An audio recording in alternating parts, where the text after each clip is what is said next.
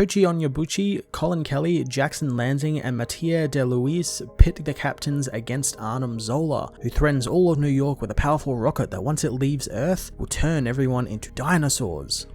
Tochi Onyebuchi, Colin Kelly, and Jackson Lansing reinvigorate Captain America with a new special that launches 2 separate Cap books with a good old-fashioned action-packed story against Arnim Zola and his plan to change people into dinosaurs. I really loved how old-school Marvel comics this plot felt, just 2 of the Captain Americas punching a bunch of robots that want to turn people into monsters, throwing in a classic ticking time bomb rocket, as well as both Steve and Sam showcasing how their captains are both similar yet very different, and you have pretty much the perfect comic book. All 3 writers gave Steve and Sam great voices, and their banter throughout was really great, and I really missed how well they worked together as a duo. The story beats throughout the story set up both of their respective books, with Steve looking to fight more classical villains while Steve is dealing with Hunter, White Wolf, and Wakandan stuff, which is really cool, and I can't wait to get into those plots.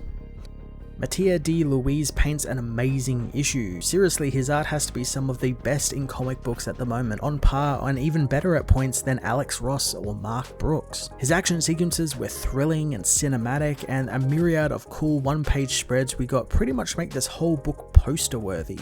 Captain America issue 0 was a brilliant back-to-basics hero versus villain story with a plot that's heavily influenced by Marvel comics of the 40s, 50s, and 60s, delivering some thrilling action sequences and a great reminder as to why Steve Rogers and Sam Wilson are both amazing Captain Americas. I'm going to give this issue a 10 out of 10.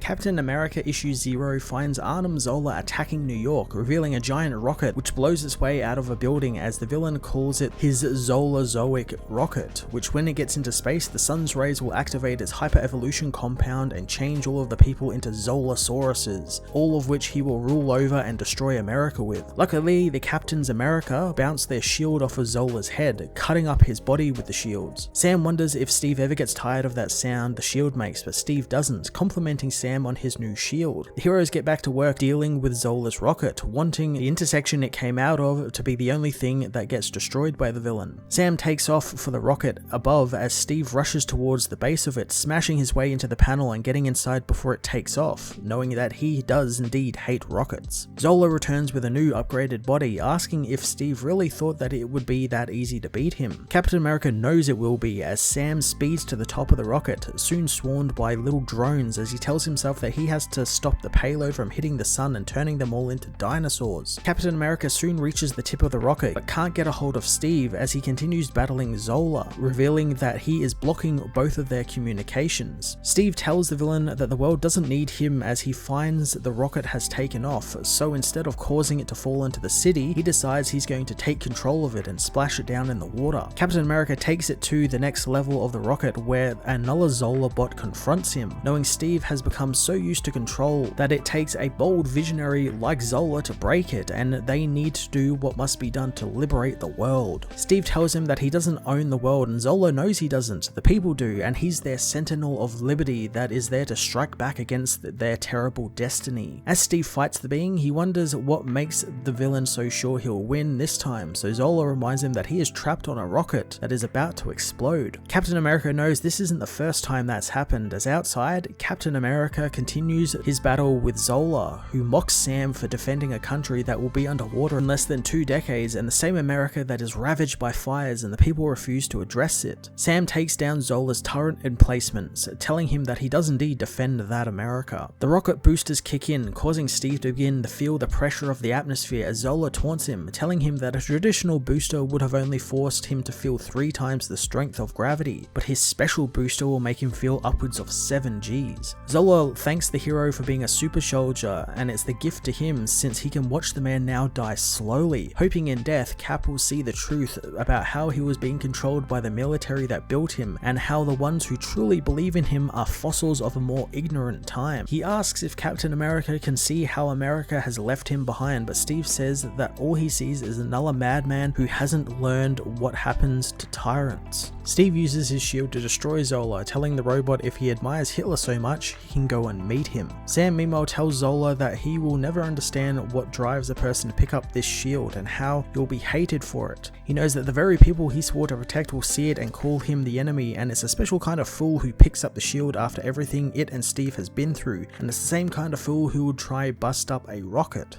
Sam rips his way into the rocket just in time as another booster kicks in, barely escaping the blast, but he falls into one of Zola's traps, targeted by hundreds of drones, as Zola hopes Captain America has more fight left in him. Zola thinks that the captains have such hubris, knowing that they must be all tired from their flight and running, meaning they cannot outlast Arnim Zola since his consciousness is eternal and his hunger is beyond human comprehension. He knows that the captains have run from whips, chains, and the agents of the state and each other as well as America, and they are nothing in the scheme of the world, merely serving a country that is so rarely served them back. He calls Steve Rogers one man, and the only thing one man can do is die. Steve knows that's just it, he's not just one man as Sam reunites with Steve, both smashing up Zola's computer core and destroying the villain once and for all. The heroes try and find a way to turn the rocket around, but Steve knows Zola didn't get that part yet, wanting to find a way to disable the controls. Sam smashes the computer with his shield, knowing that there is no time and he made a hole in the ceiling and they can get out through there.